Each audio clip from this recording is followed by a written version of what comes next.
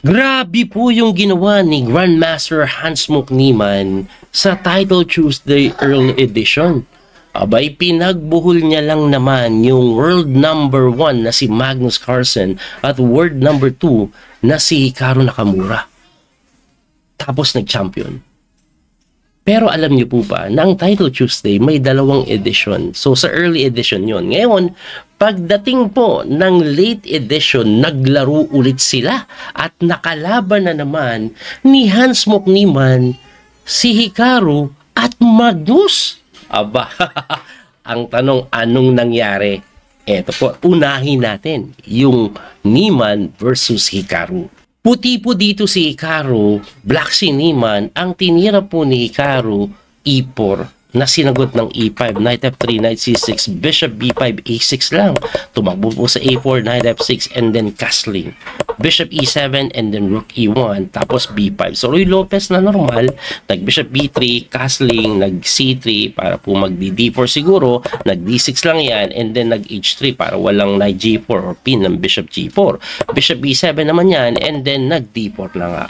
Pagka D4, nag-Rook E8, na sinagot ng Knight to G5 para po atakihin ito. At si Niemann napilitan ibalik po yung tore para depensahan. Umatras yung kabayo.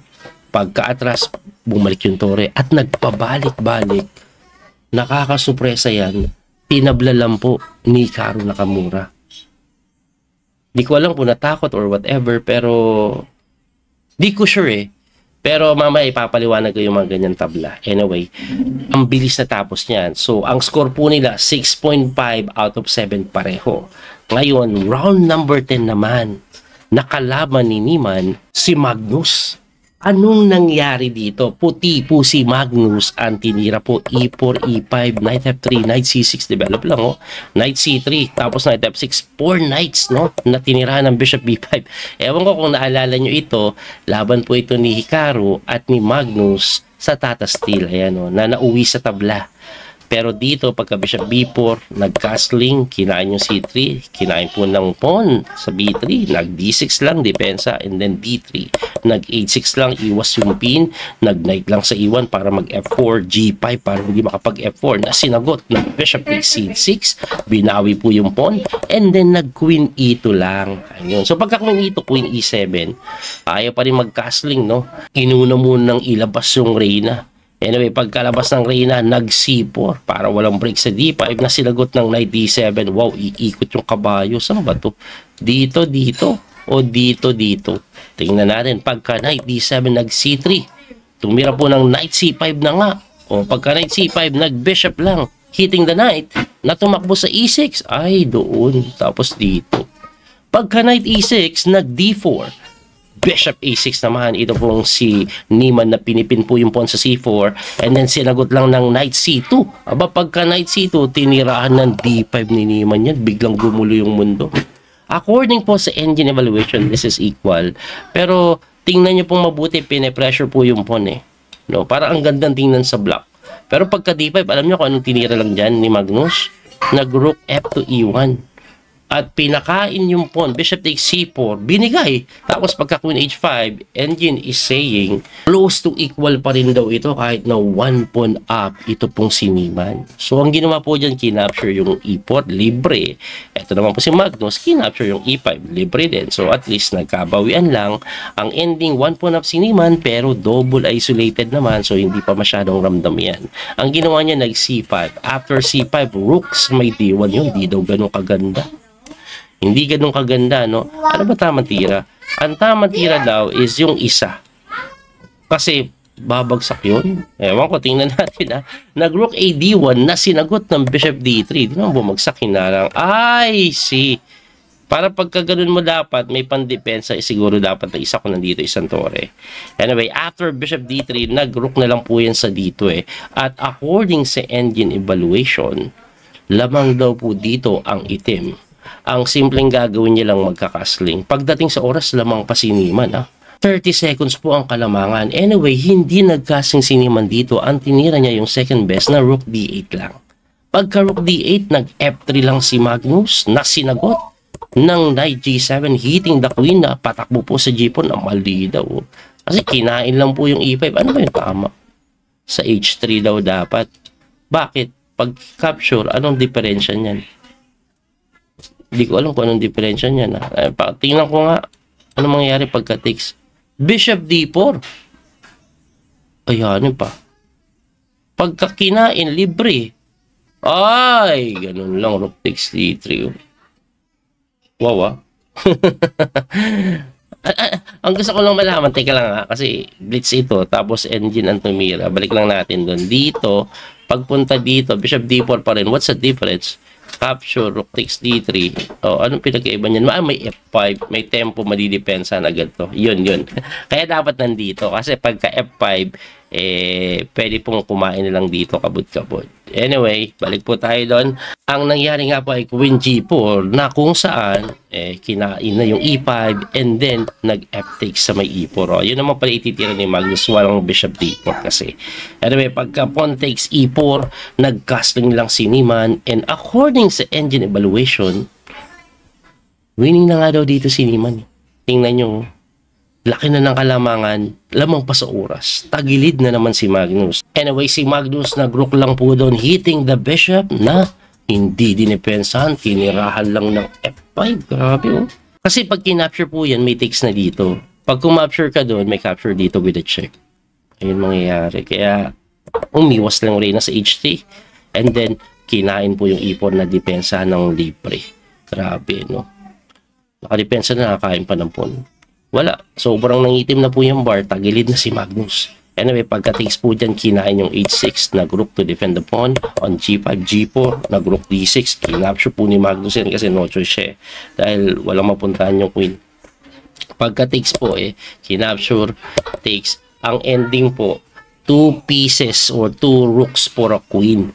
Yun po ang nangyari. Pero pagdating naman po sa pass pawn sa gitna, wala na. No, tas kakainin na lang din to, mangingisay na. Kaya completely winning na si Niemann. Tapos si Magnus 18 seconds na lang. Ang samantalang si Niemann 1 minute and 24 seconds pa. Grabe si Niemann mga sir. Anyway, nag-knight takes F5 yan, hitting the bishop, nakinapture po yung G5 and then queen takes C3, nalimas na yung pawn sa gitna. Yes, dalawang toro yung kapalit ng Reyna, pero paano mo aawatin yung mga pass pawn? Anyway, ang tinira po dyan, nag-rook G2 na kung saan king move ban. Mali pa nga daw yung king move dyan, dito yung pina kasi para wala ka ng mate. Pero nag-king move siya dyan kasi delikado pa yan. Ibig sabihin, pag nakarating dito itong tore, mate. Anyway, winning pa rin yan. Nag-knight lang po sa may E3, hinahamon yung kabayo. Maganda yung plano ni Magnus, no? Kasi pag nalinis yan, no? Mamaya, nakabantayin doon, eto, makakuha lang to na magandang square. Makapunta dyan, mate. Anyway, nag-queen D4 lang yan, pinin, na dinipensahan rook E1, and then tumira po dito ng mali si Niemann. Ang tinira niya po kasi ay C4 na biglang gumewang ng gusto yung bar. From completely winning to completely equal. Bakit po mali yan? Bakit mali? Kasi nagkaroon po ng breaking move yung puti na King H1. And what's the point of King H1? Mamaya kakainin to, pupunta siya dito, gaganon, may mating ganun. Grabe, yun yung plano. Balik ko muna bago ko po ituloy lahat yan. Ang pinapatira po ng engine is Queen C3 daw. Atakin mo daw ito para gumalaw na naman. At pagkagalaw, iwas mo na yung kabayo mo. Ayun, no? Ang ganda-ganda kasi ng square dito. Yan ang kunin mo. Yan ang sinasabi ng engine dito. Oh. Kasi pag nakuha yan, wala, sarap-sarap na. Tulak ka na lang ng tulak ng pawn later on and definitely will promote. No? Yun ang pinapatira. Ibalik natin. Yan yung C3, kaya nga mali, or C4, dahil may King H1. Anti din ng King H1, saka siya ng Queen H3 ngayon, or C3 ngayon, para atakin yung Tori. Kasi it's too late na eh. Pagka ganun, no? Biglang winning na si Magnus. Aba, yari ka ngayon, Niemann. Biglang gumanda yung posisyon eh. O, ang ginawa niya, dumipesa na lang sa kabayo na kinapture lang. Binawi po ng Reyna na tinirahan lang ng bishop doon. Wow, may mga threat na gano'n na yan. Tapos gano'n. O, tapos halos matihin ka na yan. Anyway, ang ginawa is Queen F6 to defend. kung sakaling pumunta dyan is kakainin yung tore, kaso nag-rook lang dun mali pa daw nga ito. Mali pa daw pala ito kasi may ganun. Ang tamang tira daw is rook f2. Oh, kasi nakabantay pa rin to tapos nakakatumaang mga na ganun sa kaganon. Kaso walang oras So nag-rook po doon para chicken. May depensa pa pala yan, bishop f1. Oh, pagka tira po ng bishop 1, nag-h3 lang si Magnus, equal pa pala ito. Ang tinira po is nag-bishop doon para siguro chumek. Kaso sinagot lang po yan ng king move and then nag-bishop f3 na nga, equal daw. Tumira po ng rook to g5 na sinagot ng c3, equal daw. Pagka c3 nag-rook doon, hitting the pawn na tinirahan ng number 1 blunder move ni Niemann. Hindi engine move Number 1 blunder move. Tingnan nyo kung ano tinira niya. Queen f7 to defend the pawn na queenless. Wow. Ibalik lang natin. Equal daw ito Equal daw ito Ang ititira mo lang C2 siguro may capture na ganun. Pero tatakbuhan mo lang yan. Ayan At paulit-ulit lang na check ang mangyayari. Tabla. There's no way to get mated, no? Wala kasing square Bantay po itong square na itong dalawa. Yan lang yung pwedeng puntahan sana dito mamaya ng tore, di ba? Hindi niya mamamati na gano'n. Ngayon, pagka chumek ka dito, pabalik-balik. Kaso nga, ang tinira is Queen F7, number 1 blunder move. Pagka rook takes C7, wala na queenless. Wala na. Resign na. Wala na, nag-resign na dito. Kahit kasi depensahan, simpleng bishop lang sa E3, tapos tulak ng pawn. I think it's over. Sa tore. Anyway, dahil po sa panalo ni Magnus na yan, tapos yung last round, nanalo ulit si Magnus kay Dennis Lasavic. Ayan, si Dennis Lasavic, tinalo niya din si Niemann at nakalaban siya ni Magnus sa finals na kung saan tinalo ni Magnus. Kaya, ito po ang final standing. Tingnan po ninyo. Champion si Magnus. Second place si Sinamo Bahed at Hikaru third, Aleresa third. Ayun At si Niemann, nasan si Niemann? Ayun, pang number 12. Medyo malayo-layo po siya. Ano bang overall performance ni Niemann? Tabla siya lost doon kay kay Materia. Materia advantage. Tinalo niya si Jose Martinez pero talo siya kay Lasavic sa kay Magnus. Nepo number 13. Nandiyan din pala si Nepo. Yan po ang kabuuan ng Title Tuesday late edition. Ayun. So, ngayon po gusto kong pag-usapan yung nangyari sa laban ni ni Hikaru sa Niemann. Kasi magtataka ka doon Bakit pumayag ng tabla si Hikaru? Di ba usually, tinalo ka kanina. Bumawi ka. Puti ka pa. Pero ikaw pa yung nag-go for draw. Kasi siya lang may option na magpilit dyan pero pinili niyang itabla na lang. Medyo weird dyan sa unang tingin. Di ba mas malakas ka kay Niemann? Bakit ganun? Pero ako may kutob ako niyan ganito Alam niyo po ako, pag naglalaro ko, lang to, hindi ako sigurado, sa akin lang itong palagay. Baka magalit na naman sa akin yung mga viewers natin Sa akin lang ito, Kasi minsan po, pag ganito po, na online kasi yung laban, and as a player po, ako, pag ang kalaban ko po, alam ko na pinagdudahan na before, for some reason, psychologically, hindi ako makapaglaro na maayos. Parang bawat tira niya ng good move, feeling ko, may ginagawang kababalagan nata to. Ba't nakita nyo? Hindi ko yung nakita. Tapos humihina yung tira mo dahil parang may takot na or worry na baka yun na nga gumagamit ng engine. Kahit na hindi naman. Yun, naranasan ko na po maraming beses yan So, yun ang problema ni Hikaru. Kaya kung papansinin nyo po, masaya na siya sa tabla. Kumbaga, lahat ng player dito, makipaglabanan siya ng patayan. Patayan talaga hanggang dulo. Pero kay Niemann, okay na siya tabla. At kung mapapansin nyo, napansin nyo ba yung laro ni Magnus? Yun yung laro ni Magnus. Sa opening, di ba? Ayan ulitin natin yung sa opening part ni Magnus.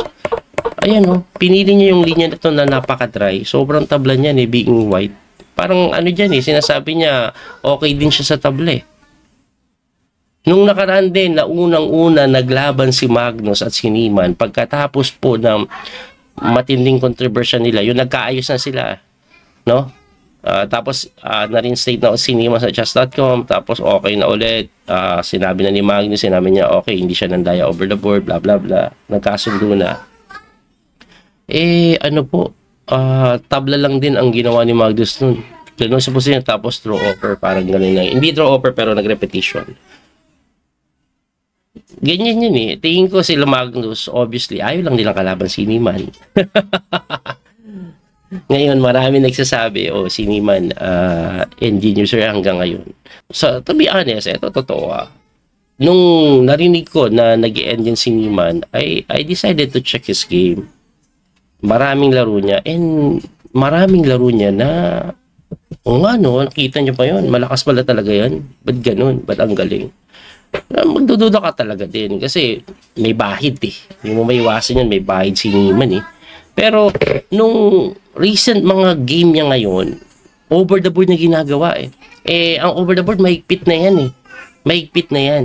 At nakikita mo, may mga malulupit na tirang engine talaga, pero may mga malulupit na blunder din siya. Like nangyari kay Magnus. May mga ganun siya So, hindi consistent. Hindi tulad ng mga engine na sobrang consistent talaga. So, ngayon, ang nakikita ko na lang, kaya nahihirapan sa kanya si Magnus or even si Hikaru sa tinatawag nilang Niman's effect na lang yan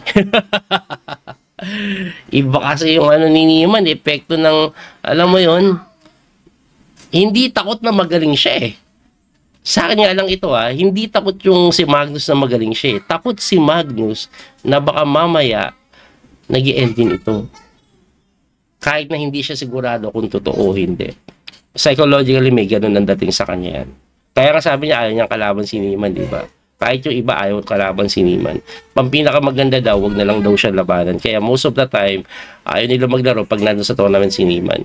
Pero to be honest, again, nakita ko yung laro niya, wala akong makitang bahid. Even yung mga experts, si Joe Regan ba yung IM na mathematician, statistician, basta magaling sa mga ganyan-ganyan, ina-analyze kung yung possibility nag-end din siya during over the board yung laro, wala.